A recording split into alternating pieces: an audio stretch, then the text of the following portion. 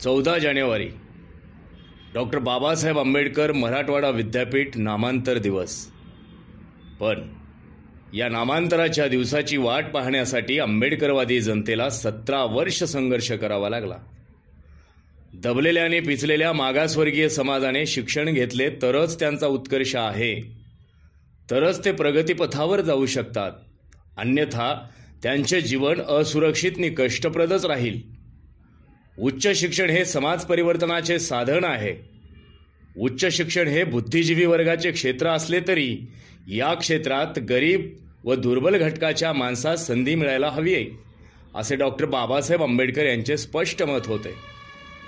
हजारो वर्षापासून शिक्षणापासून वंचित असलेल्या आणि निजामाच्या राजवटीत जे मागासलेपणाच्या यातना भोगत होते त्यांना शिक्षणाची संधी मिळवून देण्यासाठी 1950ला औरंगाबाद येथे डॉक्टर बाबासाहेब आंबेडकर यांनी मिलिंद महाविद्यालयाची स्थापना केली।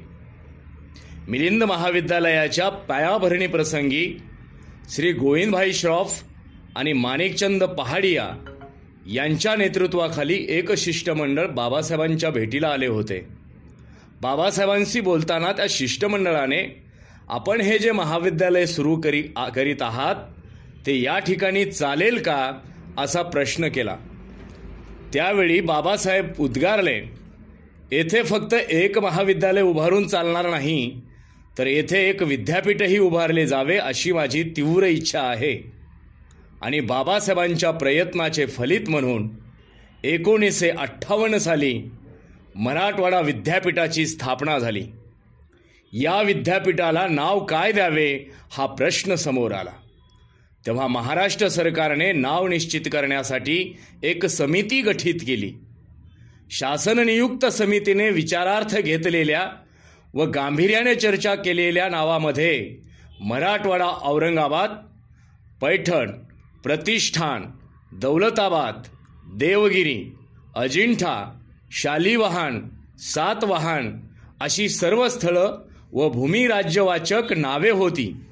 फक्त 2च व्यक्तीची नावे सुचविली होती, छत्रपती शिवाजी महाराज व डॉक्टर बाबासाहेब आंबेडकर यांचे। यातील शिवाजी महाराजांच्या नावाने आधीच शिवाजी विद्यापीठ कोल्हापूर येथे 1960 साली स्थापन झाले होते। त्यांचे उचित विद्यापीठीय स्मारक झाले, पण डॉक्टर बाबासाहेब आंबेडकर यांच्या नावाने विद्यापीठीय स्मारक झाले नाही। म्हणून औरंगाबाद विद्यापीठाला डॉक्टर बाबासाहेब आंबेडकरांचे नाव देण्याचे राज्य विधिमंडळाच्या दोन्ही सभागृहात एकमताने ठराव 27 जुलै 1978ला संमत करण्यात आला। महाराष्ट्रातील आंबेडकरवादी जनतेसह याचा सर्वांनाच आनंद झाला, परंतु ह्याने मनुवादी लोकांचे पित्त खवळले। त्यांनी विद्यापीठाच्या नामांतराला कडाडून विरोध केला। या विरोधाला आंबेडकरी जनता मुळीच डगमगली नाही। नामांतराची लढाई पुढे जोमाने चालूच ठेवली। विद्यापीठाला बाबासाहेबांचे नाव मिळावे म्हणून अनेक कार्यकर्त्यांनी आपल्या बलिदानाची पर्वा केली नाही। आंबेडकरी जनता आपल्या पित्याच्या मुक्तिदात्याच्या नावासाठी वाटेल ते करण्यास तयार होती। नामांतराची लढाई ही हीन दीन दलितांच्या अस्मितेची लढाई होती। ही चळवळ म्हणजे महाराष्ट्रातील आणि देशातील सर्वात मोठी लढाई होती। या लढ्यात कित्येक क्रांतिकारक शहीद झाले, कितीतरी युवक युवतींना आपले प्राण गमवावे लागले, कित्येकांच्या घरादारांची राख रांगोळी झाली, कित्येक दलित आया बहिणीवर बलात्कार झाले, तर काही गावात दलित वस्त्यावर बहिष्कार टाकण्यात आला। सार्वजनिक पाणवठ्यावर दलितांना बंदी करण्यात आली। दलित आया बहिणींच्या कित्येक गावातून भरचौकात उघड्या नागड्या धिंडी काढण्यात आल्या। नामांतराच्या या काळामध्ये जातीयवादी नराधमांनी अत्याचाराची सीमा ओलांडली होती। पोलिसांनीही लहान बालक,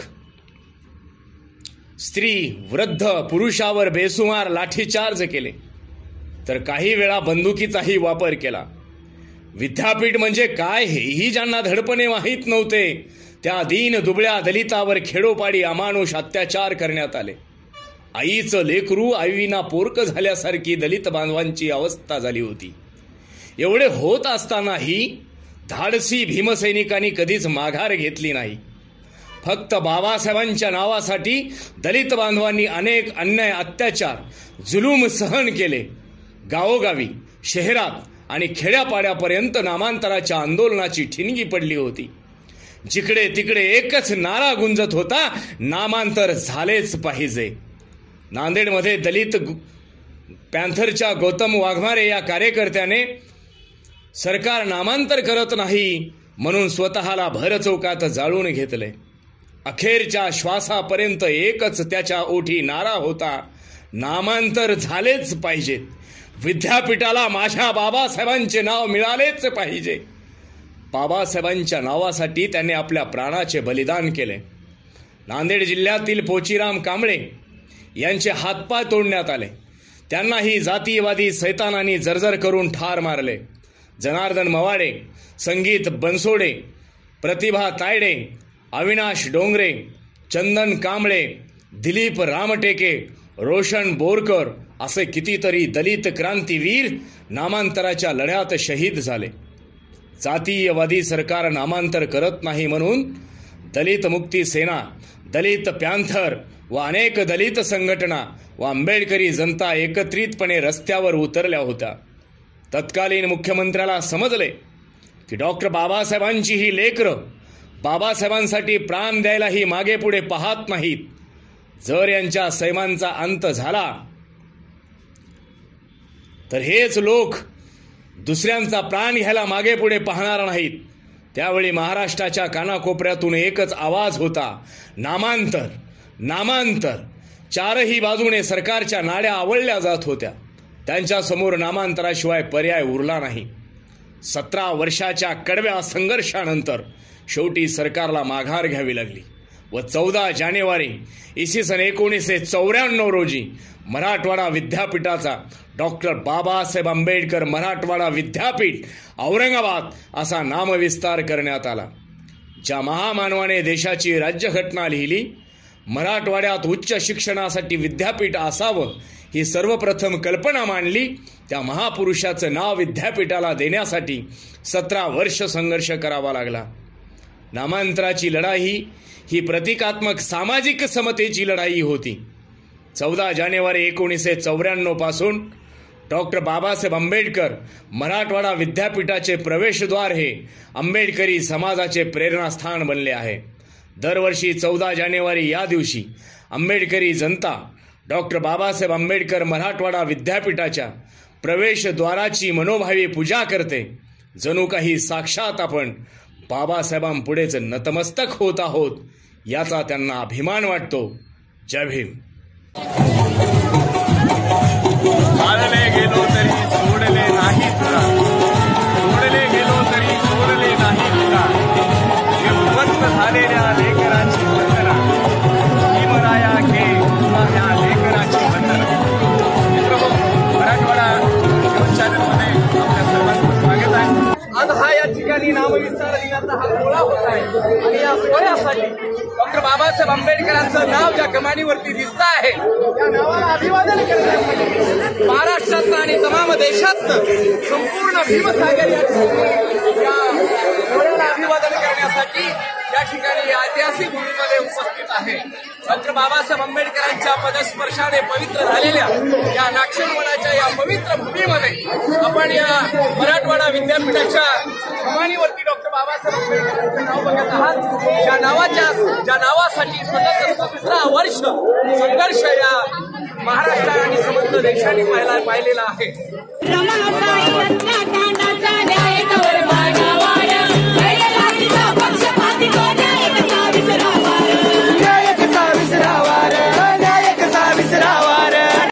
नामांतराला बाबासाहेब आंबेडकरांचं नाव देऊन 25 वर्ष झालेल्या त्यानिमित्तानं मी चित्रकारांच्या वतीनं, आमचा कारवा ग्रुपच्या वतीनं चित्रनिर्मिती करून या शहीदांना मी अभिवादन केलेलं आहे. 500 कर्मचारी बंदोबस्तासाठी आहेत। प्रत्येक ठिकाणी आम्ही CCTV कॅमेरे वगैरे लावून त्यांच्यावर वाच ठेवलेला आहे। कोणी कुठल्याही प्रकारच्या गुन्हेगारांना संधी मिळवून यासाठी वेगवेगळ्या पक्षांच्या आणि वेगवेगळ्या नेत्यांच्या या ठिकाणी 7 ते 8 ठिकाणी सभा आहेत। सभेच्या ठिकाणी सुद्धा वेगवेगळा बंदोबस्त लावलेला आहे आणि अतिशय उत्साहामध्ये इथला अगदी हा नामविस्तार सोहळा चालू आहे।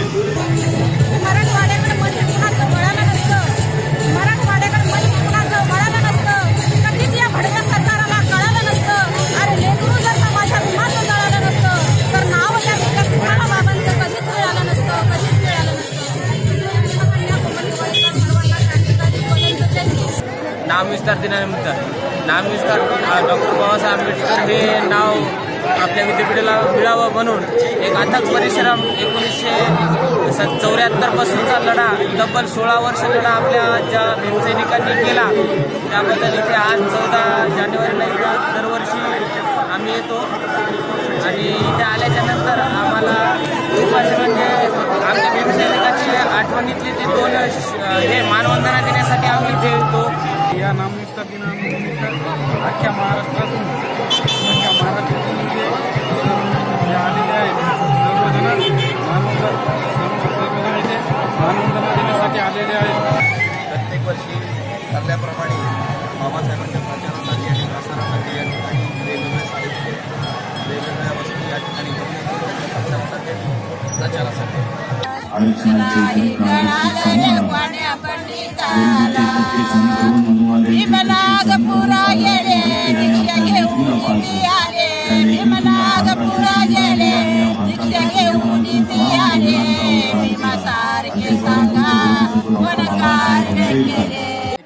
या ठिकाणी हार्दिक स्वागत करतो। आंबेडकरी अस्मितेसाठी स्वतःच्या घरादाराची राख रांगोळी करत आंबेडकरी अस्मितेसाठी स्वतःच्या घरादाराची राख रांगोळी करत आपल्या मुक्तिदात्याच्या नावासाठी म्हणजेच विश्वरत्न डॉक्टर बाबासाहेब आंबेडकरांच्या नावासाठी आपल्या प्राणाची आहुती देणाऱ्या तमाम ज्ञात अज्ञात शहीद भीमसैनिकांना या ठिकाणी वंदन आणि अभिवादन करू। खरं तर या ठिकाणी आज लाखोच्या संख्येनं आंबेडकरी समुदाय या ठिकाणी आलेला आहे। मित्र हो, या मराठवाडा TV चॅनलच्या माध्यमातून मी एक आंबेडकर लॉ कॉलेजचा विद्यार्थी संदीप वाकळे एक छोटासा प्रश्न विचारू इच्छितो की नामांतर लढा हा नामांतराचा होता। 1 जुलै 1976 डॉक्टर मच्छिंद्र वाहुळ यांच्या अध्यक्षतेखाली मराठवाडा विद्यार्थी संघानं ही मागणी केलेली होती की बाबासाहेबांचं नाव या विद्यापीठाला मिळावं, ही मागणी होती। तेव्हा 27 जुलै 1978 महाराष्ट्राच्या दोन्ही विधिमंडळाच्या दोन्ही सभागृहामध्ये हा ठराव एकमताने पारित झाला की बाबासाहेबांचं नाव या विद्यापीठाला मिळावं, म्हणजे नामांतराचा ठराव पारित झाला। गफलत अशी आमची की मित्र हो, मागणी ही नामांतराची होती पण आमच्या पदरी फक्त नामविस्तार पडला। मागणी नामांतराची होती म्हणजे नामांतर हवं होतं आम्हाला, परंतु काही गोविंदभाई सराफ असतील ते कुरुंदकर गुरुजी असतील यांच्या काही दुटप्पी भूमिकांमुळं त्यांनी एक विद्यार्थी संघटन करून एक स्पेशली विरोध या मराठवाड्याची अस्मिता गोविंदभाई सराफ जर पाहायला गेलं तर प्रॉपरचे गुजरातचे आहेत, पण विरोध इथं त्यांची मराठवाड्याची अस्मिता दाखवण्याचं काम त्यांनी केलं आणि या मराठवाडा विद्यापीठाच्या नामांतराला विरोध केला।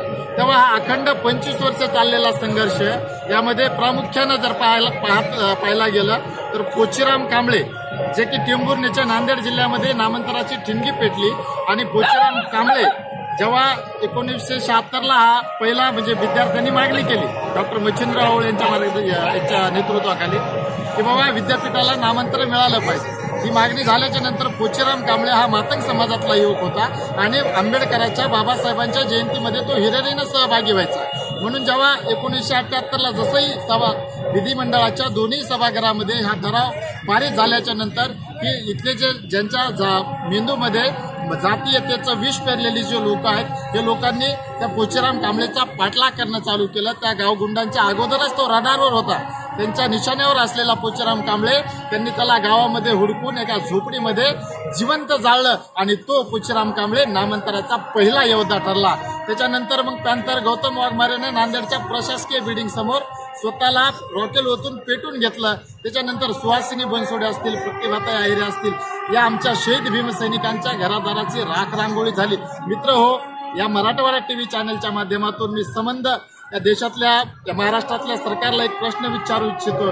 58 मोर्चे जेव्हा मराठा समाजाचे निघतात आणि काकासाहेब शिंदे सारख्या तरुणाची या ठिकाणी या व्यवस्थेनं केलेली ती हत्या मी समजतो की जरी आत्महत्या असली तरी या व्यवस्थेने आत्महत्या केल्याच्या नंतर त्याच्या घरच्या लोकांना या ठिकाणी नोकरी दिल्या जाते. पण आमच्या जवळपास शेकडो भीमसैनिकांच्या या नामांतराच्या निमित्ताने प्राण गेले, त्याचं काय? दुसरा एक प्रश्न महत्वाचा मला आंबेडकरी नेत्यांना विचारावासा वाटतो. मित्र हो, या टीव्ही चॅनलच्या माध्यमातून मी एक विद्यार्थी या नात्यानं आणि विद्यार्थ्याच्या बुद्धीला सुचलेला एक प्रश्न या ठिकाणी विचारू इच्छितो की बाबा नामांतराचा लढा हा जरीही वेगवेगळे स्टेज असतील, वेगवेगळे पालं ठोकून किंवा वेगवेगळ्या नेतृत्वाखाली लढला गेला असेल तरी त्याचा उद्देश एक होता. उद्देश एक असल्या कारणानं लढा नामांतराचा होता. मागणी ही नामांतराची होती की बाबासाहेबांचं नाव नामांतर झालं पाहिजे, म्हणजे मराठवाडा नको होता आम्हाला. तरीही मित्र हो, हा एकीनं जरी म्हणजे उद्देश जरी एक असला तरी लढा हा एकीनं लढला नसल्या कारणानं या ठिकाणी नामविस्ताराला आमच्या पदरी हा फक्त नामविस्तार पडला आणि त्याचा हा 25वा वर्धापन दिन एका मोठ्या उत्साहानं साजरा करत आहोत. मित्र हो, या मराठवाडा टीव्ही चॅनलच्या माध्यमातून मी एक आवाहन करतो, या आंबेडकर विधी महाविद्यालयाचा, या नागशेनवानाचा एक विद्यार्थी म्हणून एक आवाहन करतो. येणाऱ्या 2019ला जर हीच पद्धत जी अवलंबली, की नामांतराचा लढा होता पण नामविस्तार मिळाला, 2019ला जर तुम्ही निळा झेंडा एका ठिकाणी घेऊन लढला नाहीत तर येणाऱ्या काळामध्ये निळ्या झेंड्याची अस्मिता कमी होईल. मित्र हो, म्हणून एकच आवाहन करतो की येणाऱ्या काळामध्ये 2019ला तुम्ही तुमच्या अस्मितेचं इलेक्शन लढलं पाहिजे आणि निळा झेंडा हा संसदेत, इथल्या विधानसभेत कसा जाईल याची दक्षता घेतली पाहिजे. एवढंच बोलतो आणि या नामविस्ताराच्या सर्वांना शुभेच्छा देतो. थांबतो. जय भीम. धन्यवाद. सर्वप्रथम या ऐतिहासिक नगरीमध्ये सर्व आलेल्या भीमसैनिकांना माझा क्रांतिकारी जय भीम. मित्रांनो, आज या 25व्या नामांतर दिवसानिमित्त सर्व इथं जमलेल्या नागशेनवनामध्ये आपण आज बघत आहे. परंतु मित्रांनो, एक मला इथं खंत वाटत आहे की आपले भीमसैनिक येतात, परंतु या नामांतराच्या इतिहासाच्या मागची जी काय भूमिका, जे काय शहीद वीरांना इथं मरण आलेलं आहे, खरोखरच मित्र ते एक ऐतिहासिक घटना घडली होती 1976च्या काळामध्ये. जवळपास 17 वर्ष हा लढा चाललेला आहे. आज या ठिकाणी डॉक्टर बाबासाहेब आंबेडकर मराठवाडा विद्यापीठाच्या नामांतर दिनानिमित्त या ठिकाणी औरंगाबाद येथे लाखोच्या संख्येने या ठिकाणी जनसमुदाय या ठिकाणी आलेला आहे आणि आम्ही आंबेडकर विधी महाविद्यालयाच्या वतीनं या सर्व जनतेस पाणी वाटपाची व्यवस्था व खीरदान, या ठिकाणी मतदान जागृती, या ठिकाणी सर्व प्रोग्राम आम्ही या ठिकाणी जनजागृतीच्या माध्यमातून घडून आणत आहोत. सर्व जनतेच्या वतीनं मी सांगू इच्छितो की जसा नामांतराचा लढा तळागाळातला माणूस, कुठलाही नेता न राहता प्रत्येकानं जबाबदारी घेऊन या नामांतराच्या लढ्यामध्ये 17 वर्ष संघर्ष केले, तशाच पद्धतीनं हा लढा या शहीदांना एक श्रद्धांजली, एक त्यांच्या कार्याच्या आढावा म्हणून आपण सर्वांनी एकत्र येऊन एकत्र लढलं पाहिजे. अनेक आंबेडकरी नेत्यांना आमचे सर्व विद्यार्थ्यांच्या वतीने म्हणणे आहे की वेगवेगळं न लढता सर्वांनी एका निळा झेंडाखाली येऊन सर्वांनी लढल्यास आपली निश्चित विजय होईल असं आम्हाला वाटतं.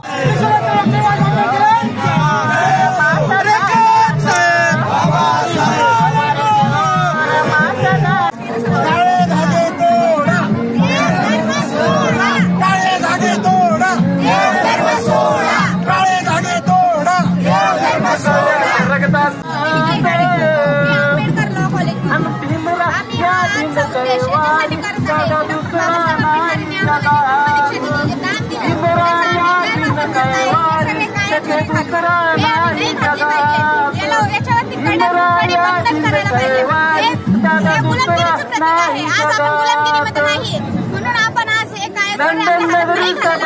आपण बघतोय की आपण त्याचा महत्वाचा उद्देश आणि मोठं म्हणजे आज आपण बघतोय की आपले बौद्ध जे बांधव आहेत, बंधू भगिनी आहेत, ते सकाळपासून येतात तिथे आणि त्यांच्या हातामध्ये वेगवेगळ्या कलाचे दोरे आहेत.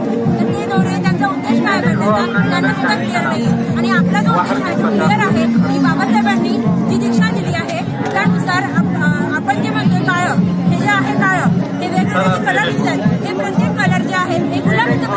आणि आपण बाबासाहेबांनी जेव्हा दीक्षा दिली आहे त्या दीक्षेनुसार आपण हे स्वीकारलंय. त्यानंतर आपण कधीही गुलाम नाही, त्यानुसार आपण हे धागे आणि दोरी कापतो. धन्यवाद.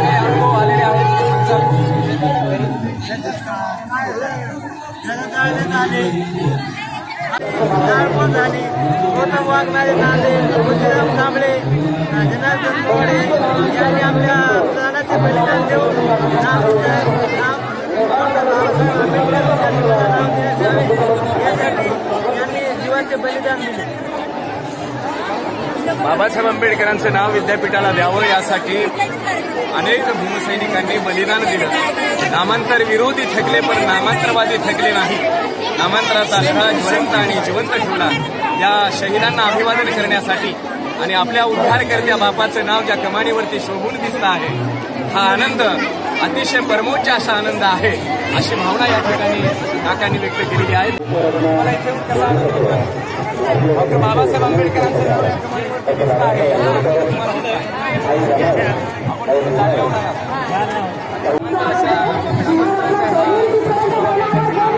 सोहळा या ठिकाणी होत आहे. त्यासाठी आजी आणि परिवार या ठिकाणी उपस्थित आहेत. जाणून घेऊयात आजीकडून. आजी, तुम्हाला या ठिकाणी कसा बाबासाहेब आंबेडकरांचं नाव विद्यापीठाला मिळावं यासाठी महाराष्ट्रामध्ये फार मोठा संघर्ष झाला.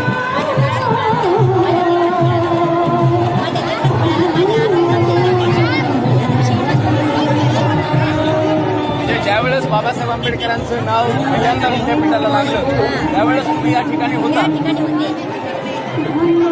ठिकाणी तेव्हा कसा आनंद झाला? 17 वर्षाच्या नंतर आपल्या उद्धारकर्त्याचं नाव मिळालं. प्रत्येक वर्षी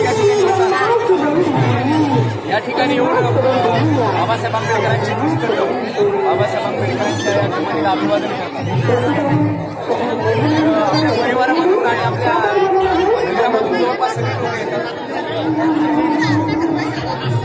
प्रतिवर्षी डॉक्टर बाबासाहेब आंबेडकरांच्या या नाव असलेल्या कमानीला अभिवादन करण्यासाठी प्रतिवर्षापासून या आजी या ठिकाणी येत असतात. नामांतराचा लढा या महाराष्ट्रामध्ये या देशामध्ये सतत 17 वर्ष लढला गेला. 17 वर्षाच्या नंतर डॉक्टर बाबासाहेब आंबेडकरांचं नाव या विद्यापीठाच्या कमानीवरती आज आपल्याला दिसतं आहे. डॉक्टर बाबासाहेब आंबेडकरांचं नाव मिळावं यासाठी थोडं पुरुषांचा जेवढा सहभाग या लढ्यामध्ये होता तेवढाच महिलांचा सुद्धा सहभाग या लढ्यामध्ये होता. महिलांनी सुद्धा या नामांतराच्या लढ्याच्या अनेक संकट, अनेक दुःख या लढ्यामध्ये झेललेली आहेत आणि नामांतराचा हा लढा यशस्वी करण्यासाठी महिलांनी सुद्धा पुढाकार घेतला होता.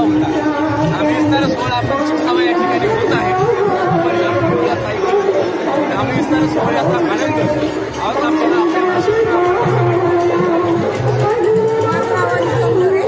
डॉक्टर बाबासाहेब आंबेडकर मराठवाडा विद्यापीठात शिकत आहे. डॉक्टर बाबासाहेब जे बोलले तेही पुणे डॉक्टर बाबासाहेब आंबेडकरांची नामांतर लढ्याला तब्बल 17 वर्षानंतर डॉक्टर बाबासाहेब आंबेडकर मराठवाडा विद्यापीठाचा नाम विस्तार झाला आणि विद्यापीठाला डॉक्टर बाबासाहेब आंबेडकर मराठवाडा विद्यापीठाला भारतीताई श्रीजीराम कांबळे अनेक शहीद झाले. मला प्रत्येकाला असं सांगावं वाटतं की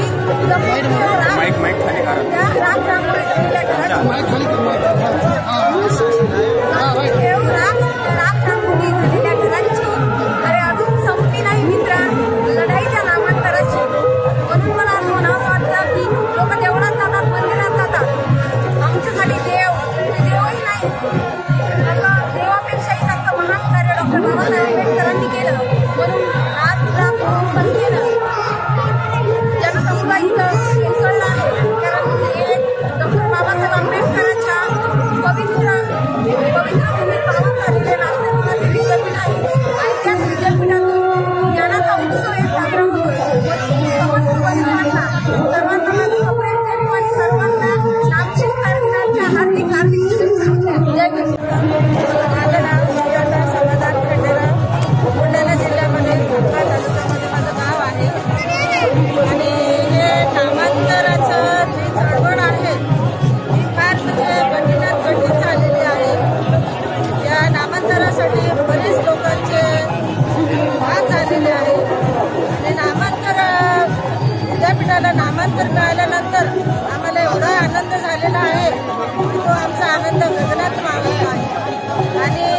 सर्वप्रथम म्हणजे या नामांतरासाठी ज्या लोकांचं बलिदान झालेलं आहे त्या लोकांना मी म्हणजे माझ्याकडून फार म्हणजे झालेलं होतं. त्या लोकांचा विनाकारण बळी गेलेला होता. म्हणजे आम्हाला जेव्हा पण म्हणजे नामांतर झालं विद्यापीठाचं त्या दिवसापासून आम्ही प्रत्येक वर्षी इथे येतो. आम्हाला एवढा आनंद होतो. सर्व आम्ही घरातली कामे बाहेरची सगळं सोडून आम्ही इथे येतो आणि विद्यापीठाला भेट देतो. बस एवढं सांगून मी माझे बाबासाहेबांच्या नामांतर दिनासाठी आम्ही इथे येतो.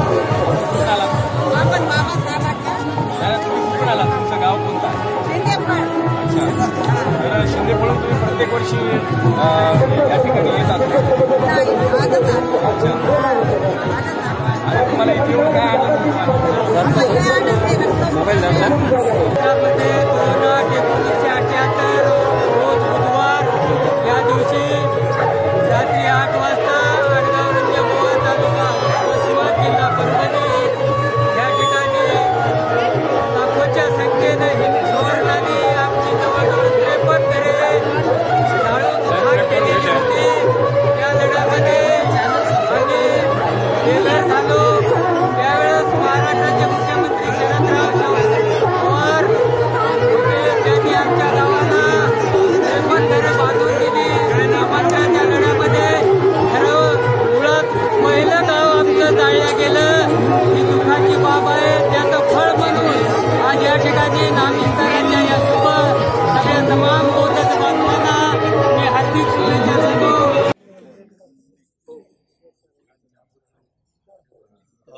नामविस्तार दिनाचा 25वा वर्धापन दिन आपण यावर्षी साजरा करत आहोत. या निमित्तानं नामांतराचा लढा काय होता, त्याचं स्वरूप काय होतं, त्याचे परिणाम काय होते आणि त्यातून काय साध्य झालं याचा लेखाजोखा मांडण्याची मला वाटतं ही योग्य वेळ आहे. खरं तर नामांतराचा लढा आपल्याला 2 टप्प्यामध्ये पाहता येईल. पहिला टप्पा नामांतराची मागणी झाल्यापासून त्यासाठी जे मोर्चे वगैरे लोकांनी काढले आणि त्या सगळ्यांची दखल घेऊन शासनानं 1978 साली विधिमंडळाच्या दोन्ही सभागृहात ठराव मांडला आणि तो एकमुखानं पास झाला. आणि लगेच 27 जुलै 78ला मांडलेला ठराव होता आणि मग 28 जुलैला मराठवाडाभर हिंसाचाराचा आगडोम बसला. हा एक टप्पा. आणि त्यानंतर मग नामांतरासाठी सर्वव्यापी सर्वसमावेशक अशी समिती तयार करून नामांतर साध्य करेपर्यंत म्हणजे साधारणतः 1994 पर्यंत हा दुसरा टप्पा.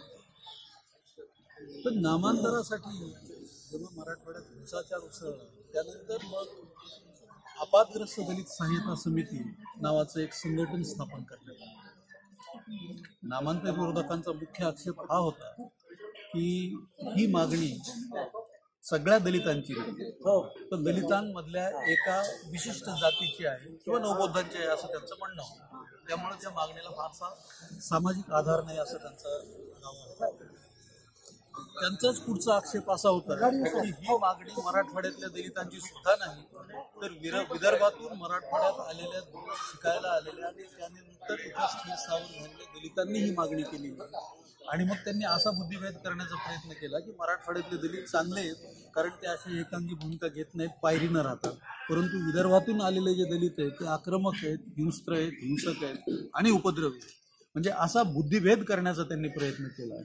तेव्हा याला प्रत्युत्तर देणं ही गरज होती. आणि म्हणून नंतरच्या काळामध्ये आपातग्रस्त दलित सहाय्यता समिती स्थापन करताना हे जे चित्र नामांतर विरोधकांनी उभं केलं होतं की एकीकडे दलित आणि दुसरीकडे दलित येतात किंवा दलित म्हणण्यापेक्षा एकीकडे नवबौद्ध किंवा महार आणि दुसरीकडे तमाम 18 पगड जातीची मंडळी असा जो आंतरविरोध त्यांनी उभा केला होता, असं चित्र नाही हे दाखवण्याचा प्रयत्न आपातग्रस्त सहाय्यता समितीने केला.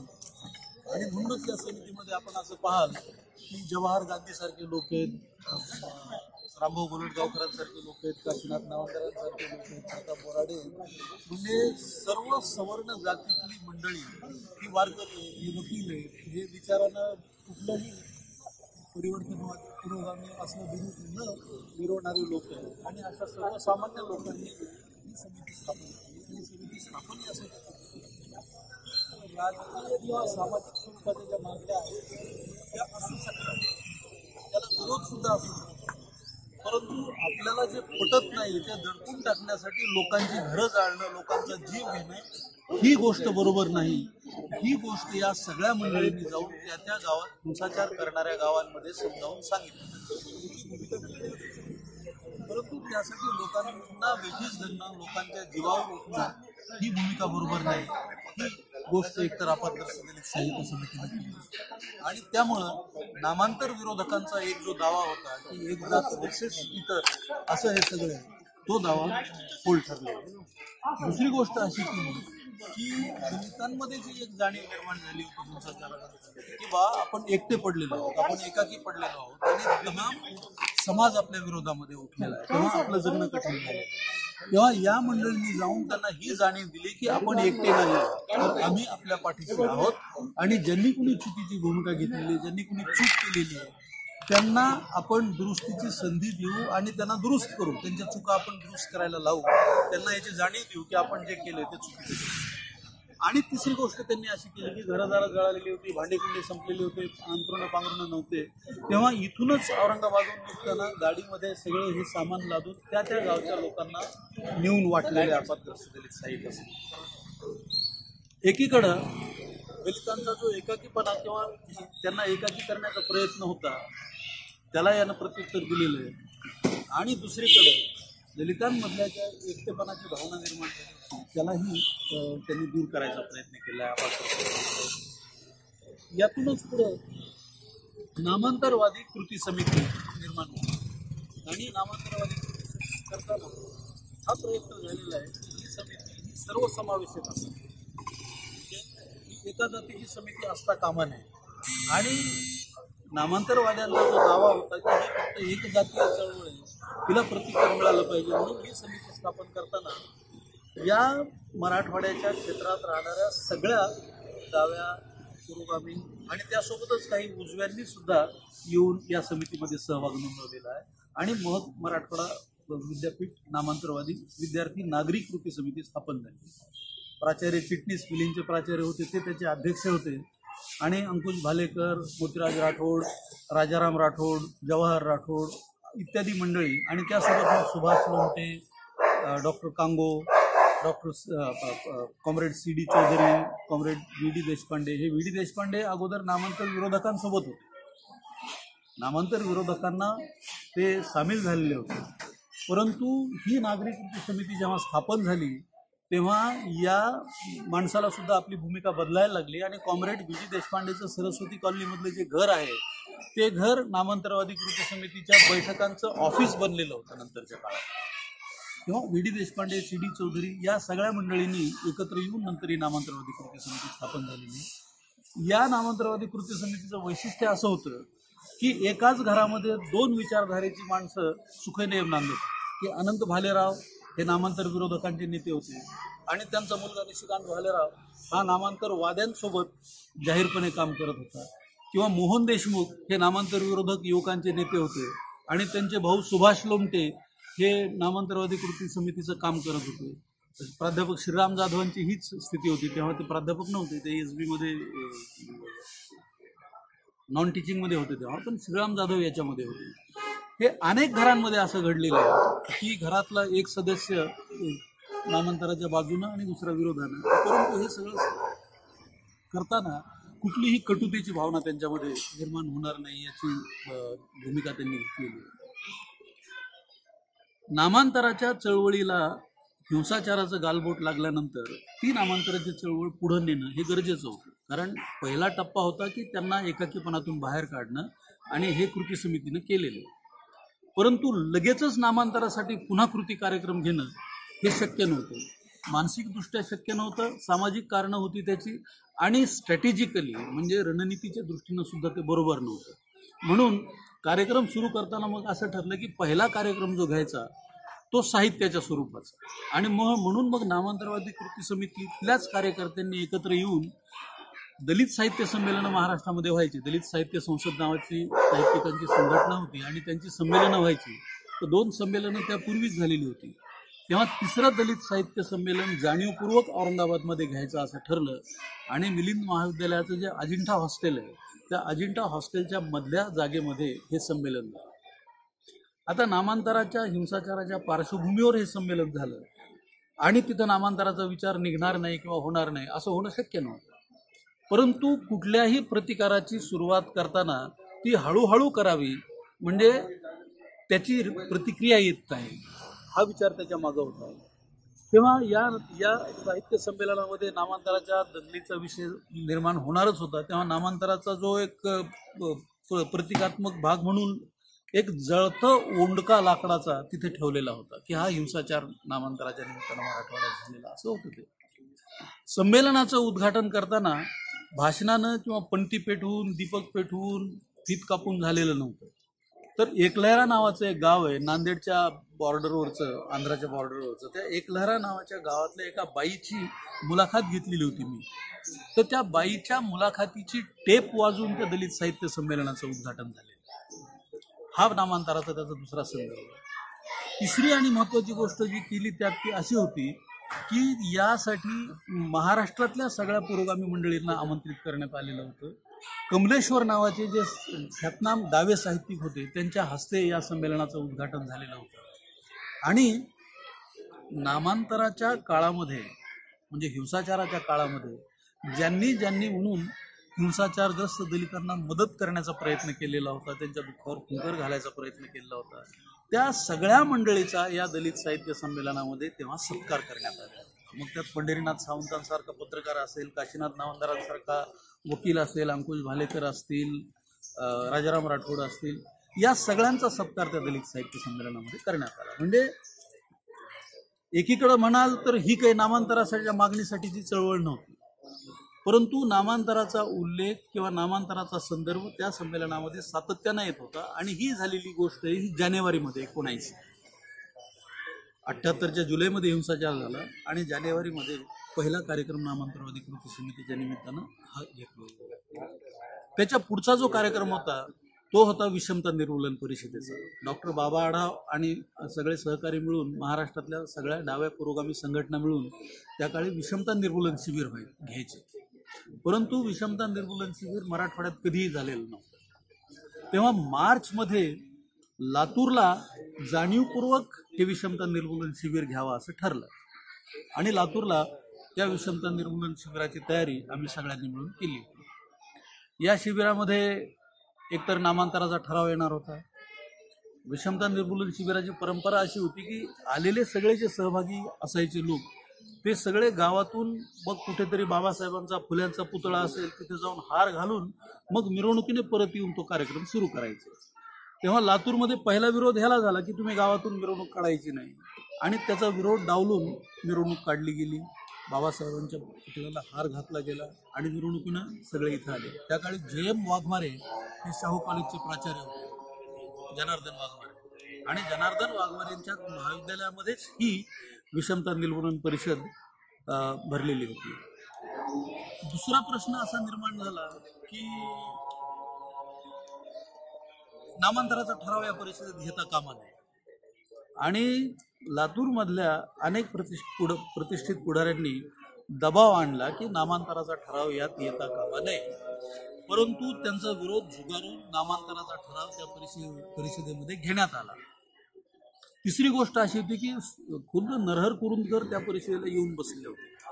नरहर कुरुंदकर हे फार मोठं नाव होतं, मोठे विचारवंत होते, पीपल्स कॉलेजचे प्राचार्य होते, परंतु ते नामांतर विरोधक त्यांच्यासोबत आणि ते तिथे येऊन हजर झाले. तेव्हा अनेकांची अशी इच्छा होती की एवढा मोठा माणूस आला आणि आतापर्यंत त्यांनी पुरोगामी विचार मांडला, डावा विचार मांडला, तेव्हा त्यांना आपण व्यासपीठावर बसवलं पाहिजे. परंतु सगळ्यांनी सांगितलं की नामांतरवादी भूमिका जोपर्यंत कुरुंदकर घेत नाहीत तोपर्यंत त्यांच्या आतापर्यंतच्या सगळ्या ज्या भूमिका आहेत त्या शून्य महत्वाच्या. तेव्हा सामाजिक महत्वाच्या प्रश्नावर जेव्हा संघर्ष करायची वेळ येते, भूमिका घ्यायची वेळ येते, तेव्हा जर तुम्ही पळ काढणार असाल तर तुमच्या आधीच्या कर्तृत्वाला काहीही अर्थ उरत नाही. आणि म्हणून नामांतर या इश्यूवरती सर्वांनी कुरुंदकरांविषयी ही अनास्था प्रकट केली आणि त्यांना व्यासपीठावर खालीच बसून आणि त्या विषमता निर्मूलन परिषदेमध्ये आता हा जो प्रयत्न होता हा हळूहळू आपल्या बाजूने प्रतिकार वाढवत नेण्याचा प्रयत्न होता. पुढचा जो टप्पा होता तो पुढचा टप्पा असा होता की मग आता हे आंदोलन पुन्हा एकदा पुनरुज्जीवित केलं. परंतु पुनरुज्जीवित करायचं तर कसं करायचं की ज्या पद्धतीनं अगोदर ते आंदोलन सुरू होतं त्या पद्धतीनं आता पुढे नेऊन काही अर्थ नव्हता. म्हणून मग ही जी नामांतरवादी कृती समिती स्थापन झाली होती या कृती समिती सगट महाराष्ट्रामध्ये जे जे कोण नामांतरवादी होते या सगळ्या नामांतरवाद्यांना मांग वडगाव नावाचं गाव आहे केज तालुक्यामध्ये आणि त्या केज तालुक्यातल्या मांग वडगावमध्ये दलित युवक आघाडी नावाचं जे संघटन काम करत होतं त्यांचा सामुदायिक शेतीचा प्रकल्प या सामुदायिक शेतीच्या प्रकल्पावरती महाराष्ट्रातल्या तमाम नामांतरवादी दलित सवर्ण पुरोगाम्यांची बैठक तिथे घेण्यात आली. शिबिर होतं दलित युवक आघाडीचं. तिथं 3 दिवसाच्या शिबिरामध्ये यांना सगळ्यांना बोलवण्यात आलं आणि त्या शिबिरामध्ये मग बाबा आढाव होते, सेवा दलाची बाकीची मंडळी होती, कुमार शिराळकर होते, आपले मोतीराज राठोड वगैरे ही मंडळी होती, त्याच्यानंतर कॉम्रेड शरद पाटील वगैरे होते आणि या सगळ्यांना बोलवून मग आम्ही सांगितलं की आता नामांतर ही काही आमची प्रायोरिटीची मागणी नव्हती, प्राधान्याची मागणी नव्हती, कारण आमचे प्रश्न वेगळे होते तिथे. परंतु आत्ता नामांतर हा प्राधान्याचा प्रश्न बनलेला आहे. कारण इथून जर आपण पाय मागे घेतला माघार घेतला तर आपल्याला सामाजिक प्रश्नावर बरीच माघार घ्यायला लोक लावतो. म्हणून आता इथून माघार घेऊन चालणार नाही, तेव्हा त्याला प्राधान्याने आपण हाताळलं पाहिजे. आणि म्हणून मग सगळ्यांना बोलून ठरवलं की पुढचा कार्यक्रम काय केला पाहिजे. तेव्हा मग एक सूचना अशी आली की आपण नामांतराच्या निमित्तानं 6 डिसेंबरला औरंगाबादला क्रांती चौकामध्ये येऊन सत्याग्रह करूया. आणि मग हा सत्याग्रह करण्याच्या संदर्भामध्ये जागरण करण्याचं ठरलं आणि या सत्याग्रहाची घोषणा करण्यासाठी मग वसंत भुवनला परिषद घेण्यात आली. औरंगपुऱ्यामध्ये भिवंडीवरती वसंत भुवन आहे, होतं पूर्वी, ते पाडून आता त्याचं मोठं कॉम्प्लेक्स केलेलं आहे. तर त्या वसंत भुवनमध्ये परिषद घ्यायची आणि त्या परिषदेमध्ये मग घोषणा करण्यात आली. या सगळ्यांनी मिळून त्याला रामदास आठवले सुद्धा उपस्थित होते, शरद पाटील, रामदास आठवले, बाबा आढाव. तिथं घोषणा करण्यात आली की 6 डिसेंबर 1979ला क्रांती चौकामध्ये महाराष्ट्रातून नव्हे तर देशातून ज्यांना ज्यांना जिथून जिथून म्हणून येणं शक्य आहे त्यांनी पायी निघावं आणि इथे येऊन 6 डिसेंबरला सत्याग्रह करावा. तर त्याला शेवटी बापूराव जगताप नावाचे जे आमचे नामांतरवादी कृती समितीचे उपाध्यक्ष होते, वसंतराव नाईक कॉलेजला मराठीचे प्राध्यापक होते, ते म्हटले की ह्याला आपण लाँग मार्च म्हणूया आणि मग त्याला लाँग मार्च असं नाव देण्यात आलं. आणि 6 डिसेंबर 1979ला क्रांती चौकामध्ये येऊन सगळ्यांनी सत्याग्रह करून स्वतःला अटक करून दिली नामांतरासाठी असं ठरलं. त्या निमित्तानं मग जे काम करण्याची गरज होती ते काम करण्यासाठी बंजारा कॉलनीमध्ये मोतीराज राठोड यांच्या घरामध्ये आम्ही कार्यालय उघडलं. सत्याग्रहाचं जे कार्यालय होतं लाँग मार्च कार्यालय मोतीराज राठोडच्या घरामध्ये. आणि या सगळ्या दलितेतर पुरोगामी त्यातले काही उजवे काही डावे या सगळ्यांनी एकत्र येऊन मग या आंदोलनाचा पाठपुरावा आणि 6 डिसेंबरचा जो सत्याग्रह करायचा तो असा लिनियर नव्हता की एका दिशेनं सगळे चाललेत आणि तिथे जाऊन आंदोलन करणार असं नव्हतं. तर अनेक ठिकाणाहून येऊन औरंगाबादला क्रांती चौकात सत्याग्रह करायचा असं ठरल्यामुळे मग जे दूरचे लोक होते ते थोडे अगोदर निघाले. उदाहरणार्थ कोल्हापूर औरंगाबादपासून फार दूर आहे, नागपूर गडचिरोली हे अतिशय दूर आहे, त्या तुलनेत धुळे जवळ आहे, बीड जवळ आहे, उस्मानाबाद जवळ आहे. तेव्हा ते अगोदर निघाले. त्यात कवाडे सुद्धा होते.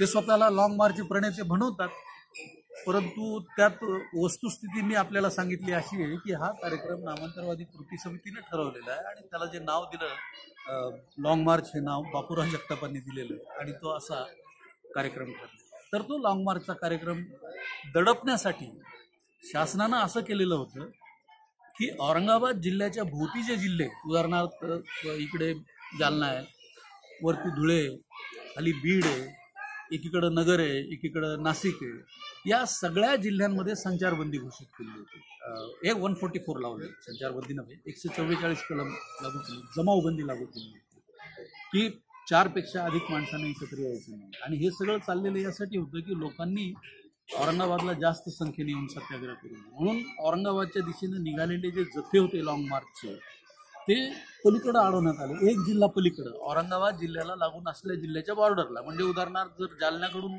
जर बुलढाण्याकडून मार्च येत असेल तर तो देऊळगाव राजा आणि जालनाच्या हद्दीवर तिकडे अडवण्यात आला. म्हणजे जालन्यामध्ये सुद्धा त्यांना प्रवेश करू दिलेला नाही.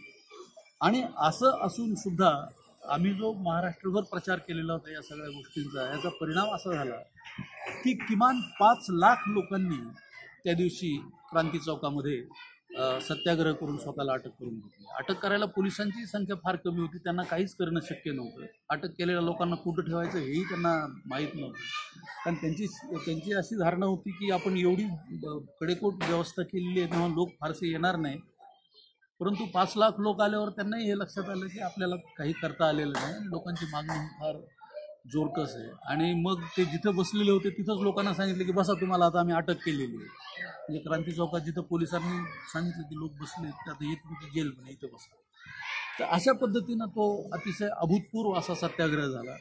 नामांतरवादी कृती समितीनं पुढचा टप्पा असा ठरवलेला होता की नागपूरला हिवाळी अधिवेशन होतं. डिसेंबरचा सत्याग्रह होता आणि त्याच्यानंतर हिवाळी अधिवेशन असतं नागपूरला. तर त्या हिवाळी अधिवेशनामध्ये जाऊन एका दिवसाने मोर्चानं जाऊन विधिमंडळासमोर आपलं म्हणणं मांडायचं असा दुसरा प्रयत्न होता. परंतु दलित चळवळीतल्याच काही नतद्रष्ट लोकांमुळे तो कार्यक्रम राजकारण्यांनी हाणून पाडला. त्यांना हाताशी धरून राजकारण्यांनी तो मोर्चा हाणून पाडला. आणि त्यानंतर मग नामांतरवादी कृती समितीनं अनेक परिषदा घेतल्या, औरंगाबादला घेतल्या, मुंबईला घेतल्या, मुख्यमंत्र्यांना निवेदनं दिली. त्यात मग नंतरच्या काळामध्ये गोपीनाथ मुंडे वगैरे लोकसुद्धा सहभागी झालेले आपल्याला दिसतात. परंतु दिसतं असं की यासाठी जी स्ट्रॅटेजी, जी धोरणात्मकता लागते ती आपल्याकडं पूर्वी नाही.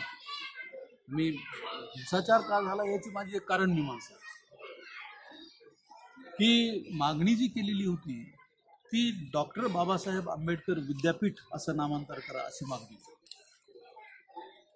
परंतु विधिमंडळामध्ये जो ठराव मांडला शरद पवार मुख्यमंत्री असताना, तो ठराव असा होता की त्याला दामविस्ताराचं स्वरूप दिलं त्यांनी. डॉक्टर बाबासाहेब आंबेडकर हे नाव लावा आणि त्यात मराठवाडा सुद्धा कायम ठेवा. आणि मग अशा पद्धतीची मागणी त्यांनी पुढे केली आणि विधिमंडळामधला ठराव अशा स्वरूपाचा.